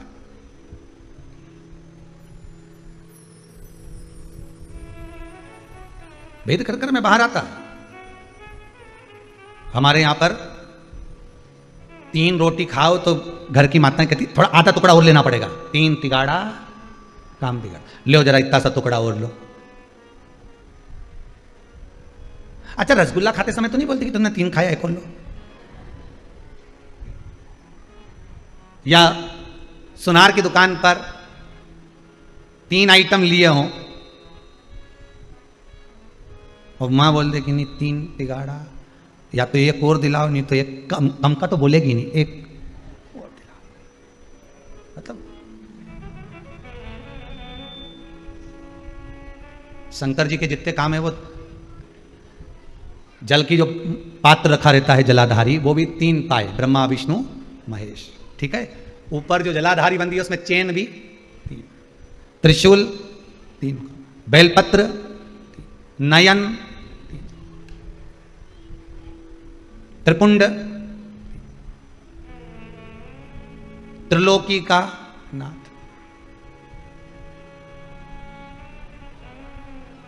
वो चला ही विषम था, उसको कोई मतलब नहीं। जहां पर दुनिया सब आस छोड़ दे, जहां दुनिया अपना पूरी आस छोड़कर पटक दे, पूरी आस छोड़कर। आज कोई एक माता जी आई थी, आप में से भी कुछ लोग शायद होंगे, कुछ लोग खड़े होंगे, तो वो कह रहे थे उनका पति वेंटिलेटर पर पड़ा हुआ है, कुछ प्लेटें घट गई होंगी। तो डॉक्टर ने तो जवाब दे दिया था, मना करा था कि भाई ठीक नहीं है। पर उनका विश्वास देखिए, उस व्यक्ति की पत्नी शिव महापुराण की कथा सुनती थी। आज ही का चरित्र है, और शायद कुछ विभाग में अच्छी पोस्ट पर उनका पद। पत्नी ने कहा, बस मैं हॉस्पिटल से मुझे एक बार जाना है कुबेरेश्वर धाम, फिर जो होगा देखा जाएगा। आप में से कोई खड़ा होगा तो उसको मालूम होगा कि वो शब्द थे उनके कि हम 1 किलोमीटर दूर ही रह गए थे और डॉक्टर ने फोन कर कर कहा कि अब अच्छे होने की आस बढ़ गई है। मतलब वो त्रिगुणाकार है, वो त्रिकालदर्शी है, वो त्रिलोकी का नाथ है, वो कैलाशी, वो अविनाशी है। विषम परिस्थिति में विषमता में रहने वाला ही काट सकता है, समता में नहीं। डनलप के गद्दे पे सोने वाले को कह दो कि रात्रि को तुम्हें चौकीदारी करना है, करेगा? अरे बोलो तो सही। पर कांटों पे सोने वाले को कह दो कि आओ यार नींद भी तो नहीं आ रही, जग लूंगा, कर लूंगा, ठीक है। विषम परिस्थिति में रह रहा था तो कर लूंगा। जिसने जिंदगी में कभी नीम का रस नहीं पिया, करेले का जूस नहीं पिया, जरा सा भी कड़वा खाए ही नहीं, और उस व्यक्ति को कह दो कि अब तुम्हारा स्वास्थ्य गड़बड़ चल रहा है, तुम्हें तो करेले का जूस पीना ही पड़ेगा, कि मरी जाऊं पर नहीं पीऊं, तो मरी जाऊं पर नहीं पीऊं, जब करेले का जूस नहीं, और पिला भी दिया जबरदस्ती तो नहीं पीऊं, मरी जाऊं पर नहीं पीऊं। शिव पुराण की कथा कहती है। इसलिए ये जो समय चक्र है ना, ये मनुष्य का जो समय चक्र चलता है ना, ये दोनों चीज दिखाता है, सुख भी दिखाता है, दुख भी दिखाता है। सम परिस्थिति भी दिखाएगा तो विषम परिस्थिति भी दिखाएगा, वो विषमता भी दिखाएगा कि विषमता में हमें जीना कैसे है। पहले खूब रसगुल्ला खा लिया, पेड़ा खा लिया, बहन क्या गए थे राखी मनवाने के लिए तो 2-2 4-4 सोन पापड़ी भी खा गए। अब तो क्या शुगर हो गई, अब कुछ नमकीन हो तो दे दो। नमकीन तो है पर तला हुआ मत दो, ब्लड प्रेशर है, वो भी नहीं चाहिए। अब पहले तो खूब खाया, मतलब सुख का जो समय था, समता का जो समय था, उसमें भोग तो बहुत करा। अब विषम परिस्थिति आई है तो उसमें थोड़ा सा निर्वाह करना सीखो, मत खाओ थोड़ा सा मीठा।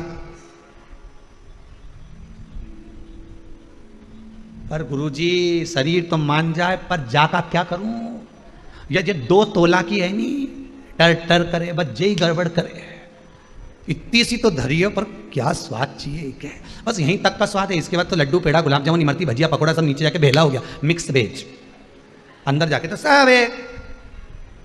स्वाद कितनी देर का? बस ये जो 2 तोला की दिया नहीं, बस इसी 2 तोला का स्वाद है, बाकी का किसी चीज का स्वाद नहीं। बस यहीं तक का। इतनी देर में तो क्या जोरदार दही बड़ा बना, पर कल्ला ज्यादा हो गया जी बात। मतलब स्वाद भी लेते जा रही है तो ये 2 तोला की हिलती भी जा रही है, कल्ला ज्यादा हो गया। गुलाब जामुन तो अच्छी बनी, पर अंदर अंदर गुठली रह गई, ऊपर से काली काली गायब हो गई, सफेद सफेद रह गई। स्वाद ये 2 तोला की बहुत गड़बड़ है। बोल मेरी जीवा हरी हरी, 10 भोजन पान करे और राम नाम में मरी मरी। बोल मेरी जीवा, अभी भी नहीं बोली हरी हरी कि मरी मरी। बोल मेरी जीवा हरी हरी। ये 2 तोला की गड़बड़ कर जाती। बस ये जब हिलती है नहीं तो क्या कर जाए कोई भरोसा नहीं। सारे डिपार्टमेंट भगवान ने दो दिया, हाथ 2 ने, पांव 2 ने, नेत्र 2, नासिका के छिद्र 2 ने, श्रवण शक्ति 2 ने, इसके 1 बनाया। भगवान के भी मालूम था ये गजब कर जाएगी ना, पूरे मोहल्ला में आग लगा जाएगी। 1 ही बनाओ बस, ज्यादा नहीं बनाना है। ये बहुत गड़बड़ करती है। भगवान ने बनाया तो बनाया, 3 जगह से बांध दिया। जीवान को कांच में उठाकर देखना, नीचे से कसी हुई है, ज्यादा मत बोलना। तो भी बोली तो क्या 32 सैनिक लगा दो, 32 दांत लगा दिए। कि फिर भी बोले तो क्या फाटक लगा दो, होठ लगा दिए, तो भी चुप नहीं रहे। और बोलने का मौका आ जाए तो कह दे खाया बिना रह जाऊं, पर बोला बिना, फिर भी बोले।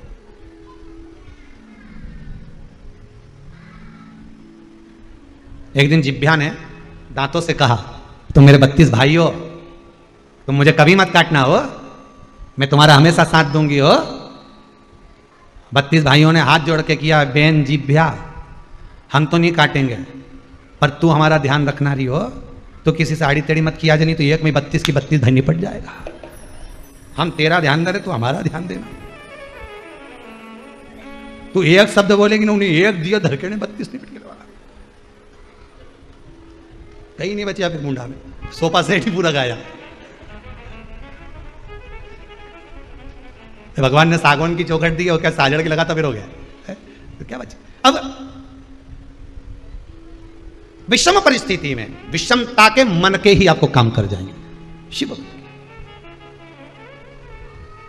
विषमता के, इसलिए तेरी शरण भोले, तेरी शरण, तेरी शरण भोले, तेरी शरण, तेरी शरण भोले, तेरी शरण, तेरी शरण भोले, तेरी शरण, तेरी शरण में आया हूँ, तेरी शरण में आया हूँ, ओ तेरी शरण में आया हूँ, तेरी शरण में आया हूँ, तेरी शरण बोल, तेरी शरण, तेरी शरण बोल, तेरी शरण, ओ तेरी शरण बोल,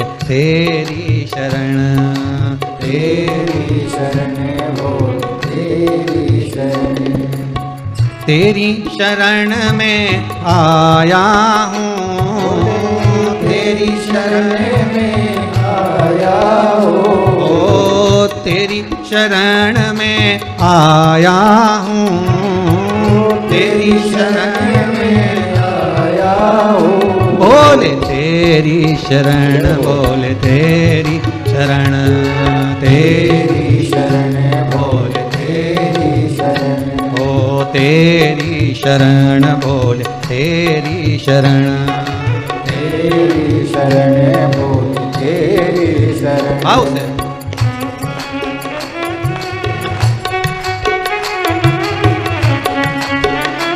जय हो।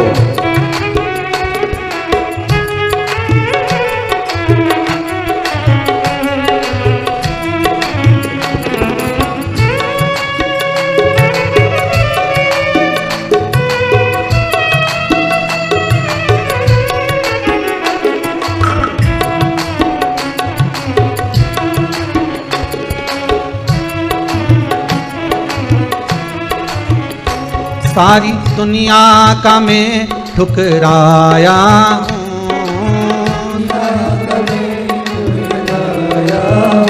सारी दुनिया का मैं ठुकराया हूँ, सारी दुनिया का मैं ठुकराया हूँ। बोले तेरी शरण शंभु तेरी शरण, बोले तेरी शरण बोले तेरी शरण, मैं तेरी शरण में आया हूँ, तेरी शरण में आया हूँ। प्रभु तेरी शरण में आया हूँ, तेरी शरण में आया हूँ। बोले तेरी शरण शंभु तेरी शरण, बोले तेरी शरण बोले तेरी शरण। ओ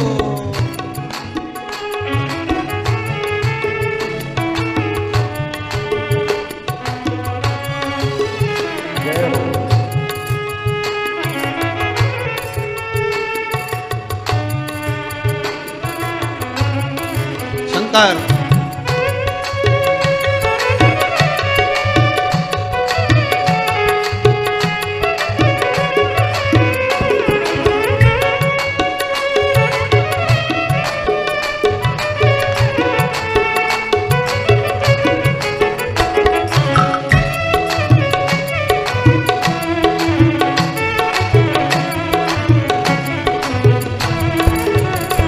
सब तेरी शरण से ही पाया हूँ, सब तेरी शरण से आया हूँ। सब तेरी शरण से ही पाया हूँ, सब तेरी शरण से आया हूँ। बोले तेरी शरण शंभु तेरी शरण, बोले तेरी शरण शंभु तेरी शरण, बोले तेरी शरण शंभु तेरी शरण, बोले तेरी शरण शंभु तेरी शरण।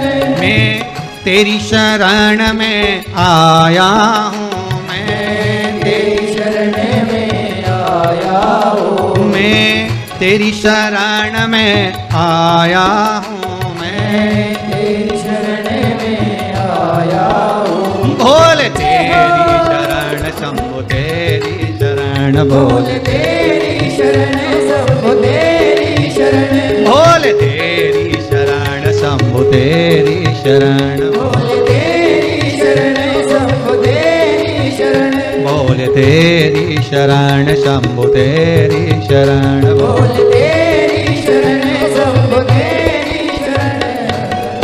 भगवान शंकर के चरणारविंद का रस तत्व यदि मिला है तो सुख मिलेगा ही।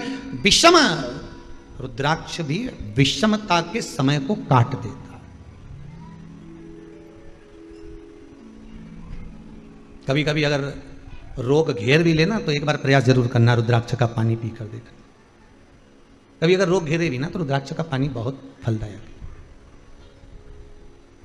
आंसू गिराया है जिसने वही आंसू आपके पहुंच सकता है। जो रोया है वो आपको रोता हुआ नहीं देख सकता।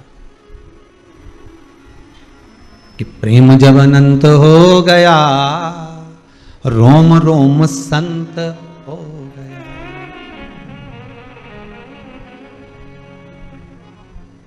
जितनी शक्तिपीठ है 51 अधिक कितनी शक्तिपीठ हैं। अगर आप कभी जाएं और आपके पास में एक रुद्राक्ष हो, कोई सा भी, 1 मुखी से लेकर 14 मुखी तक, कैसा भी रुद्राक्ष आपके पास में, जितनी शक्तिपीठ आप लोग दर्शन करने के लिए जाते हो या उस नगर में, उस गांव में, उस शहर में जाते हो और मालूम पड़े कि यहाँ शक्तिपीठ है, उस रुद्राक्ष को लेकर चले जाओ और उस दरवाजे पर माता के उस शक्तिपीठ के स्थान पर पंडित जी को देखकर कहना थोड़ा सा छुआ दीजिए माता रानी को। वो रुद्राक्ष आप सिद्ध करते जाओ, रखते जाओ। वही रुद्राक्ष एक ही होना चाहिए जो सब शक्तिपीठ पर जहां जहां जाओ उसको लेकर जाओ, उसको छुआ लीजिए। और वो रुद्राक्ष आपके अगर हृदय चित्त पे डला हुआ है, आपके कंठ पर अगर है, तो जिंदगी में कोई ऐसी विषम से विषम परिस्थिति भी आकर खड़ी हो जाए, कितना बड़ा भी कष्ट से कष्ट जीवन भी चल रहा हो, तो भी सुख अपने आप घेर कर सामने खड़ा हो जाएगा अपने आप। जैसे एक एक बहुत बहुत सारा मालूम पड़े कोई गुब्बारे के अंदर एक टॉफी को रख दिया और बाहर की हवा लग नहीं रही हो, किसी ने पैक कर दिया। जैसे बच्चा जन्म लेता है तो उसको कांच की पेटी में रख देते, उसको कुछ हो गया, बीमारी हो गई, कांच की पेटी में एक बल्ब जला देते हैं, अंदर जो भी प्रकाश होता है उससे उसको तपन होती है, उसका शरीर सही होता है। बस वही रुद्राक्ष आपको घेर लेता है। जैसे रुद्राक्ष गोल होता है वो आपको चारों तरफ से घेरा हुआ है, कष्ट आने ही नहीं दे सकता। शक्तिपीठ पर क्या है, क्या है शक्तिपीठ पर? भगवान शंकर जी की, भगवान शिव, मेरे ओघड़ी मेरे भोलेनाथ की अर्धांगिनी माता सती के शरीर के टुकड़े जो भगवान नारायण ने सुदर्शन चक्र से करे हैं, वो एक एक टुकड़ा शरीर का एक एक अंग जहां जहां गिरा है वही शक्तिपीठ है। शिव कहते हैं सती का संग मेरे रुद्राक्ष के साथ होता है तो मैं उसको कहीं गिरने नहीं देता।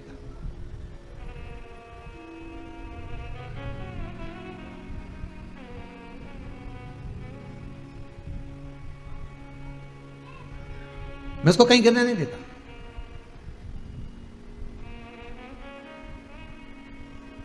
शंकर और पार्वती के मंदिर तो आपने, मेरे भोलेनाथ शिव और पार्वती के मंदिर तो आपने देखे होंगे, आपके नगर में भी होंगे। जितने लोग आस्था टीवी पर कथा सुन रहे हो, जितने फेसबुक यूट्यूब पर कथा श्रवण कर रहे हो, बोलो पार्वती शिव का मंदिर देखा कि नहीं देखा? देखा है ना सबने। सती शिव का मंदिर देखा क्या? अरे बोलो तो देखा नहीं।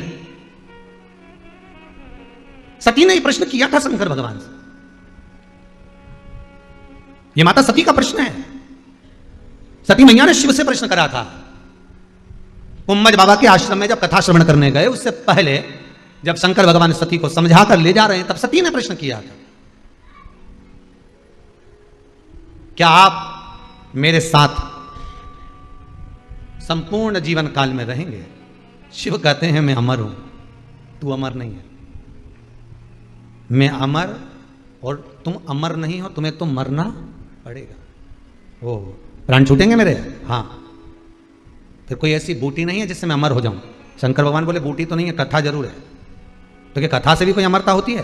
शंकर भगवान बोले मनुष्य जब पैदा होता है तो उसको ये 2 कटोरे दे दिए जाते हैं अमृत पीने के लिए कि इन्हीं अमृत को पीना और अंदर जाएगा तो तू अमर हो जाएगा। अब पी लो तो अच्छी बात। फिर भी चलते चलते सती ने शब्द कह दिया, मान लो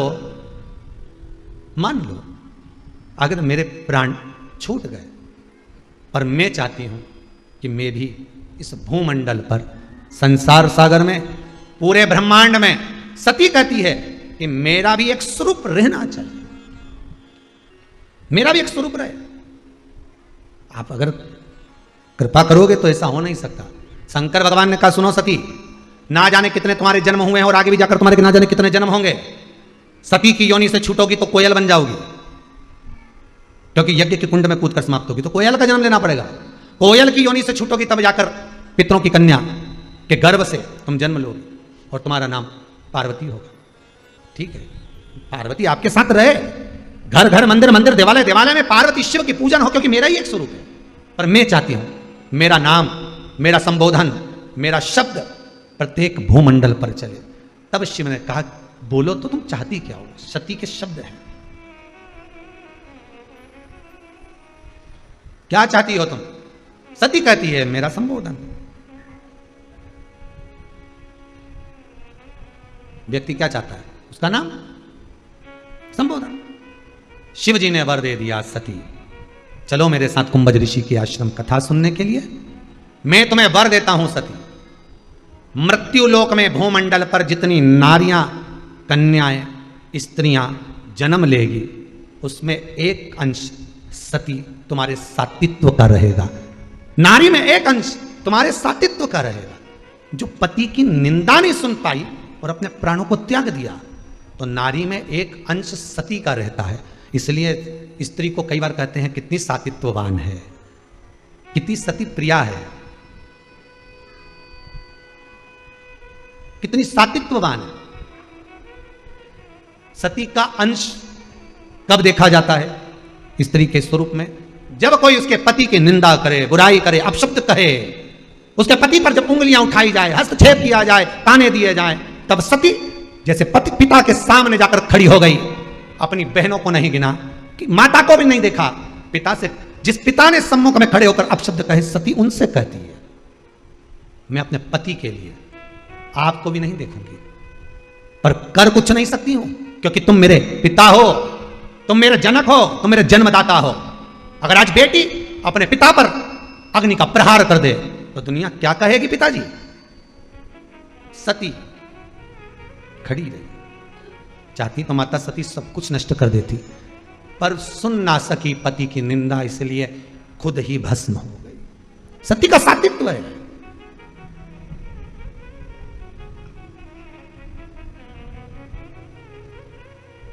उसको सती कहा जाता था। अब तो ये प्रथा बंद हो गई, पर पहले प्रथा चलती थी, आप लोगों को मालूम होगा। पति के प्राण छूटे, पत्नी लाल चुंदड़ी ओढ़कर गोदी में शीश रख बैठ जाती थी। दादी रानी सती, दादी रानी सती, ऐसी ना जाने कितनी सतियों का व्याख्यान। तो कहा इनमें सातित्वता कहां से आती थी? वो सती कि सातित्वता कहां से प्रकट हो जाती थी? शंकर खुद वर दिए हैं स्त्री को, नारी को। स्त्री को वर है शंकर भगवान का, अर्ध नारेश्वर शंकर है, अर्ध नारेश्वर, आधा उनका भाग स्त्री का है। शिव ने स्वयं वर दिया स्त्री को।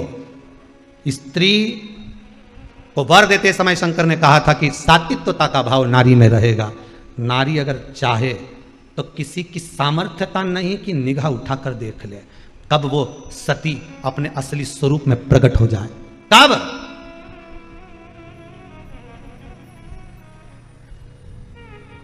आज अपने बच्चों को, आज अपनी बेटियों को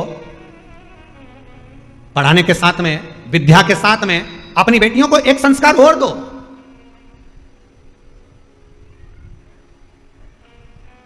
कि वस्त्र श्रेष्ठ पहने। और अगर वस्त्र श्रेष्ठ पहने हैं और फिर किसी ने अगर ठिठोली करी है, फिर किसी ने अगर उंगली उठाई है, किसी ने अपशब्द कहा है, तो उसका जवाब कोई दूसरा नहीं देगा। उसका जवाब आपको सती बनकर देना पड़ेगा। सती का मतलब यह नहीं कि भस्म होकर, भीतर से रोकर, अपने आप को तोड़कर, नहीं। सती ने संवाद करा है, दक्ष प्रजापति के सम्मुख में खड़ी हुई है सती। सामर्थ्यता किसकी है? जो आपको निगाह उठाकर देख ले। सामर्थ्यता किसकी है?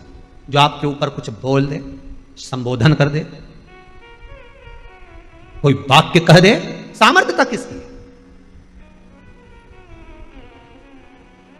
किसकी सामर्थ्यता? आप में वो बल होना चाहिए, सात्विकता का। शिव कह रहे हैं तो सती मेरा वर है तेरे लिए, मेरा वर है सती तेरे को, और मैं तुझे वर देता हूं। तू चाहती है ना तेरे एक अंश रहेगा नारियों में। रुद्राक्ष शिव महापुराण की कथा चल रही है भाई, एक एक संबोधन को बड़े ध्यान से सुनना। ऐसी रुद्राक्ष शिव महापुराण की कथा सुनने को मिली ना मिली वो पता नहीं, परंतु जीवन को संवार देगी ये रुद्राक्ष शिव महापुराण कथा। जैसे व्रत शिव महापुराण की कथा गई, उससे पहले अन्य कथाओं को अपन ने श्रवण करा, वैसे ही ये रुद्राक्ष शिव महापुराण की कथा, ऐसे ऐसे तत्व इसमें छुपे हुए हैं, उसको निकालना है रुद्राक्ष के माध्यम से। उन तत्वों को निकालना है हमको।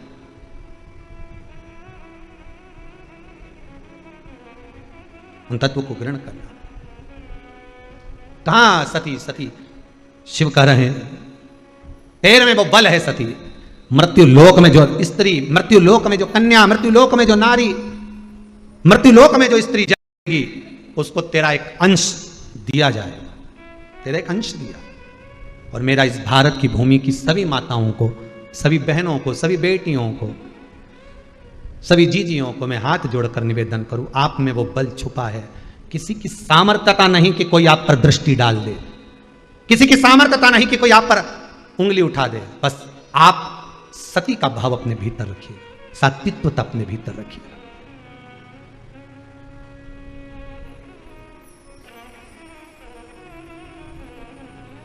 वक्त पड़ा इस भारत की भूमि पर तो झांसी की रानी मां अपने पुत्र को शरीर से लपेट कर तलवार लेकर घोड़े पर सवार होकर निकल गई थी। यह सात्विकता नजर आती है। माता अहिल्या पूरे इंदौरी में, पूरे मालवा क्षेत्र स्वयं थी। वक्त पड़ा, दुर्गावती ने भी साथ दिया। वक्त ये सती का सात्विकता का भाव दर्शाया, सात्विकता का भाव सम्मुख में आया।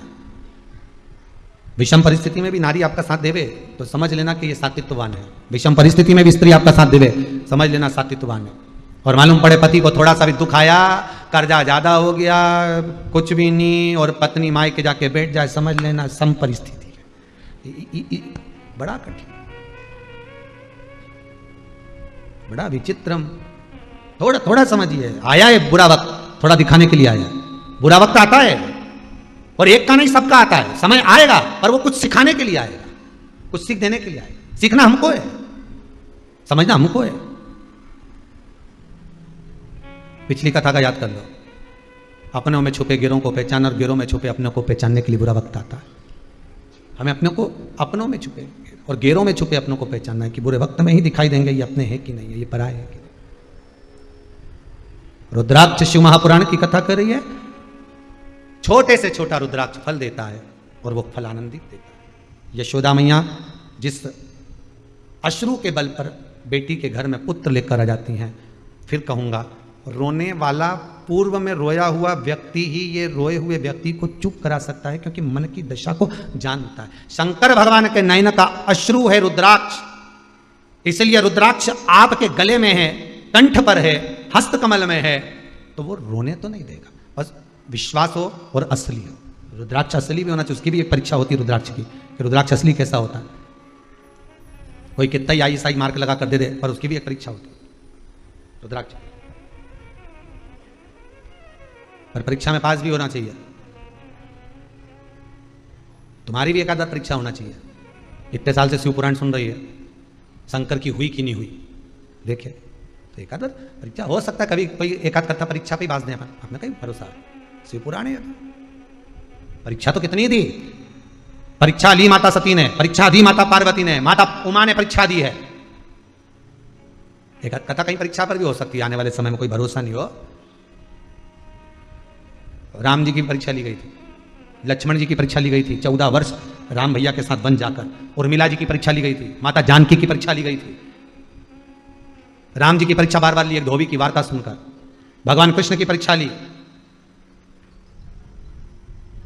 कितना परीक्षा। अब रुद्राक्ष शिव पुराण कह रही है कि अश्रु वही पोछेगा जो अश्रु में भींगा हुआ हो, और शंकर रुद्र है, रुदन भी शिव है, और वही रुद्राक्ष गले में जब धारण होता है, वही रुद्राक्ष जब शरीर पर आता है तो वो भी विषम परिस्थिति से अश्रु को पोंछ देता है। वही रुद्राक्ष, उसका स्मरण, उसका केवल एक, हम तो यहां तक कहेंगे 14 मुखी रुद्राक्ष, एक मुखी से लेकर 14 मुखी रुद्राक्ष के मंत्र भी दिए हैं। अगर गले में आप रुद्राक्ष नहीं भी पहन सकते तो उन मंत्र का भी जाप कर सकते हो। कई लोग कहते हैं एक मुखी रुद्राक्ष होगा तब फल मिलेगा, नहीं नहीं, एक मुखी रुद्राक्ष का मंत्र ही जब लो फल मिल जाए, चालू हो जाए। जितना एक मुखी रुद्राक्ष फल देगा उतना एक मुखी रुद्राक्ष का मंत्र फल देगा, पर जपना, उसको स्मरण करना, उसका स्मरण करना चाहिए। आगे कथा में उसको कल लेंगे, पहुंचेंगे जहां तक। रुद्राक्ष शिव महापुराण की कथा बड़े भाव से, आनंद से, सुंदर आनंद के साथ चल रही है। बहुत बहुत साधुवाद श्री घनश्याम दास जी और श्रीमती उषा गांधी जी को, जो खामगांव महाराष्ट्र से ऑनलाइन इस शिव महापुराण की कथा को करवाकर संपूर्ण विश्व का कल्याण कर रहे हैं। रुद्राक्ष को जानने का मौका मिल रहा है, रुद्राक्ष कैसे पहनना है उसका मौका मिल रहा है, रुद्राक्ष का जल कैसे ग्रहण करना है उसका मौका मिल रहा है। उसको सुनो और अपने जीवन को उतारो। जो लोग कथा नहीं सुन पा रहे हैं उनको लिंक भेजिए और कथा सुनने की प्रेरणा दीजिए कि यह कथा नहीं मिलने वाली बार बार। अपने जीवन को सार्थक बनाइए, अपने जीवन को धन्य बनाइए। आज की रुद्राक्ष शिव महापुराण की कथा विराम की ओर ले रही है। आप सभी को भगवान कृष्ण के जन्मोत्सव नंद महोत्सव की बहुत बहुत बधाई हो। 3 बार नंद घर आनंद भयो, प्रेम से सब बोलेंगे, नंद घर आनंद भयो, हाथी दीना घोड़ा दीना, नंद घर आनंद भयो, नंद घर आनंद भयो। बोल गोपाल कृष्ण भगवान की जय। हर हर महा, हर हर महा, हर हर महा।